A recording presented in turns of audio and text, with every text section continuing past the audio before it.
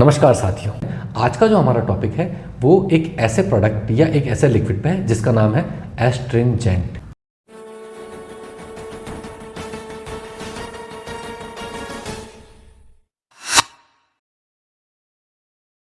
नववर्ष 2026 की आपको और आपके परिवार को बहुत बहुत हार्दिक शुभकामनाएं। नववर्ष आपके लिए मंगलमय हो, उन्नतिदायक हो। साथ ही आपका बहुत बहुत धन्यवाद जो आपने हमारे चैनल को सपोर्ट किया, सहयोग किया। आगे बढ़ते हैं। आज का जो हमारा टॉपिक है वो एक ऐसे प्रोडक्ट या एक ऐसे लिक्विड पे है जिसका नाम है एस्ट्रिंजेंट। एस्ट्रिंजेंट एक ऐसा प्रोडक्ट है जिसको मैं अगर कस्टमर पॉइंट ऑफ व्यू से देखूं तो भी इम्पॉर्टेंट है, क्योंकि कस्टमर को नॉलेज देना हमारा काम है ताकि वो जब भी किसी सर्विस को लेने जाए और उसके बाद में वो ब्यूटिशियन को अगर बताए तो ब्यूटिशियन उनका काम बेहतर कर सके। सर्विस लेने के बाद में जो भी बुरे इफेक्ट होते हैं किसी भी सर्विस के, वो उनके कम हो सके। एस्ट्रिंजेंट से स्किन की सेफ्टी बहुत अच्छे तरीके से हो सकती है। हम शुरू करते हैं कौन कौन सी सर्विस के अंदर एस्ट्रिंजेंट उपयोगी है। नंबर एक बात करते हैं हम लोग आईब्रो। जब भी हम लोग आईब्रो बनवाते हैं तो आईब्रो बनवाते समय हमारी स्किन से आईब्रो के हेयर डेपिलेट होते हैं, यानी कि उखड़ते हैं, काटे नहीं जाते हैं, जड़ से उखाड़े जाते हैं। जब हेयर स्किन से जड़ से उखाड़ा जाता है तो उस हेयर की जगह पे एक ओपन पोर रह जाता है। ओपन पोर अगर रहा और उसके बाद हमने कोई क्रीम, ऑयल, ऐसी कोई चीज़ लगाई तो वो उस ओपन पोर में जाके समा जाती है। उसके बाद उस ओपन पोर में सेप्टिक पैदा होता है। सेप्टिक का मतलब हो गया कि जिसको हम मवाद बोलते हैं, जिसको हम पीप बोलते हैं, पीप या मवाद, वो बढ़ता है। तो कुछ में थोड़ा बढ़ता है, कुछ लोगों के बहुत ज़्यादा हो जाता है। जिसके ज़्यादा होता है उसके वो मुहासे का रूप ले लेता है, जिसके कुछ होता है उसमें रेडनेस का या रैशेस का रूप ले लेता है।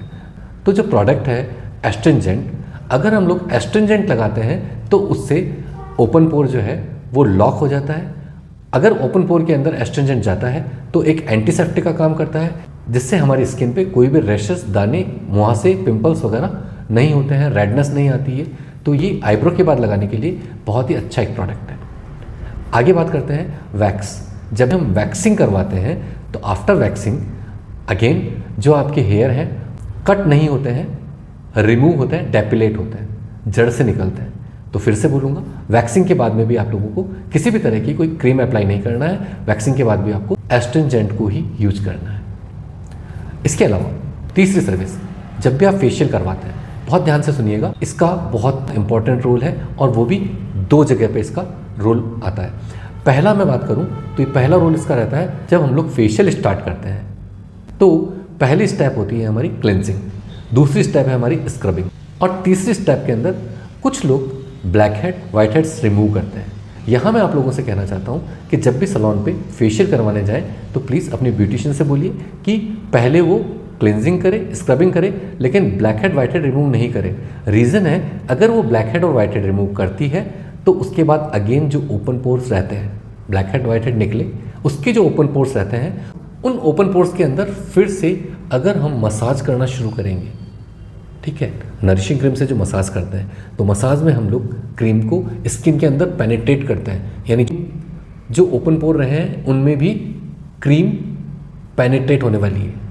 आफ्टर पेनिट्रेशन वही 2 से 3 दिन में उसमें सेप्टिक पैदा होगा, यानी कि मवाद और पीप, यानी मुहासे होंगे, यानी दाने दाने हो सकते हैं, यानी रैशेस हो सकते हैं, यानी रेडनेस रह सकती है, और जो फेशियल का ग्लो अच्छा आना चाहिए उसकी जगह हम एक तरह की प्रॉब्लम घर लेके चले जाएंगे। जब भी आप एस्ट्रिंजेंट अप्लाई करें तो 1 मिनट के लिए इसको होल्ड करके सुखा लें।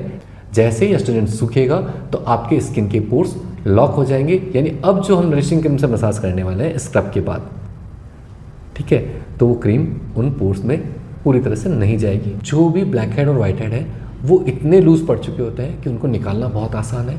दूसरी बात है कि जब ये ब्लैक हेड, वाइट हेड निकलते हैं तो अगेन ओपन पोर्स रहेंगे। नाउ ओपन पोर्स को किसी भी तरह का सेप्टिक नहीं हो उसके लिए हम एंटीसेप्टिक लगाएंगे, एस्ट्रिंजेंट लगाएंगे, एंटीसेप्टिक का रूप में काम करेगा। प्लस आपके स्किन के जो ओपन पोर्स है उनको वो लॉक करने का काम करेगा, यानी ओपन पोर्स जो है वो इस तरह से लॉक हो जाएंगे, ठीक है।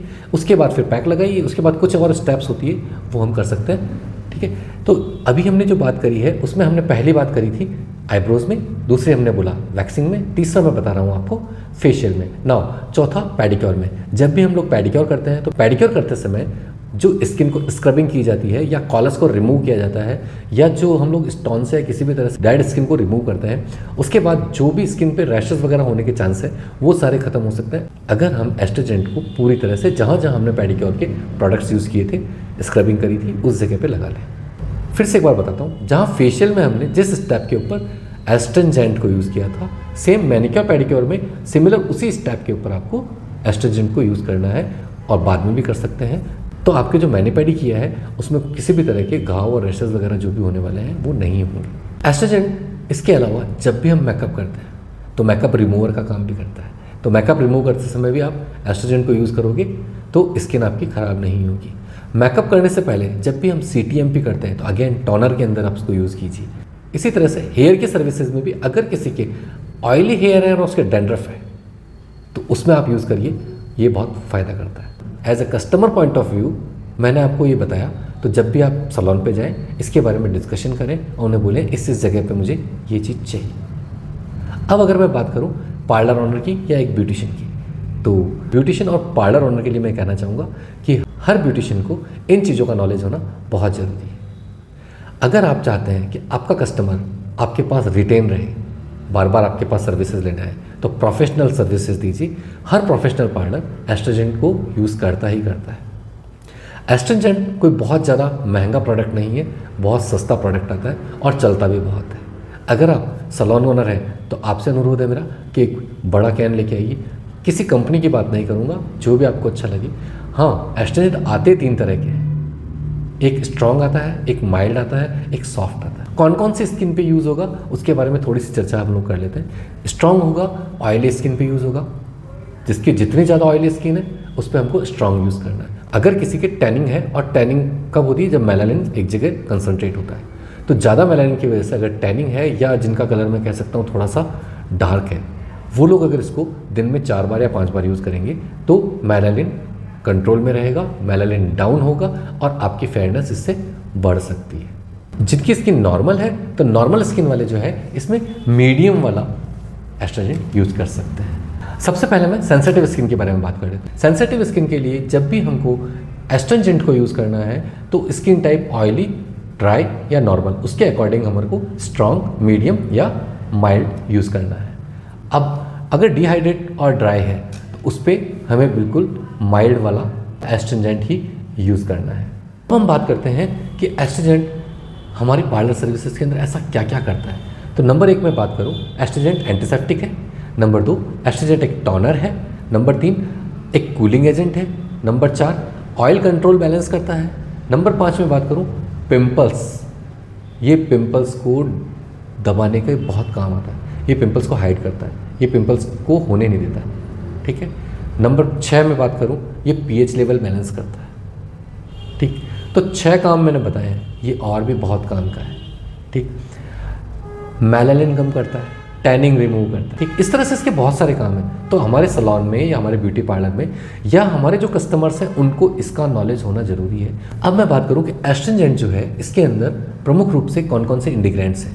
तो सबसे पहला इंग्रेडिएंट्स इसमें होता है विच हेज़ल, दूसरा होता है इसके अंदर आपका रोज़ वाटर, तीसरा इसमें होता है टी ट्री ऑयल, चौथा होता है इसके अंदर मैंथॉल, पांचवा होता है इसके अंदर एलोवेरा, छठा होता है इसके अंदर अल्कोहल। अल्कोहल की मात्रा कम और ज़्यादा ही इसको स्ट्रॉन्ग, मीडियम या माइल्ड बनाती है। ये बहुत बहुत इंपॉर्टेंट है। अगर हमारा ये टॉपिक आपको अच्छा लगा है प्लीज़ लाइक करें, शेयर करें, सब्सक्राइब करें। आपकी सब्सक्रिप्शन से ही हम लोगों का मनोबल बढ़ता है और हम आपके लिए नए नए टॉपिक पे वीडियोस लेके आते हैं। तो आज का ये वीडियो कैसा लगा कमेंट्स ज़रूर करें। एक बार फिर से नव वर्ष 2026 आपके परिवार के लिए बहुत मंगलमय हो, आपके व्यापार में बहुत वृद्धि हो और आपके परिवार में सुख समृद्धि हमेशा बनी रहे। धन्यवाद।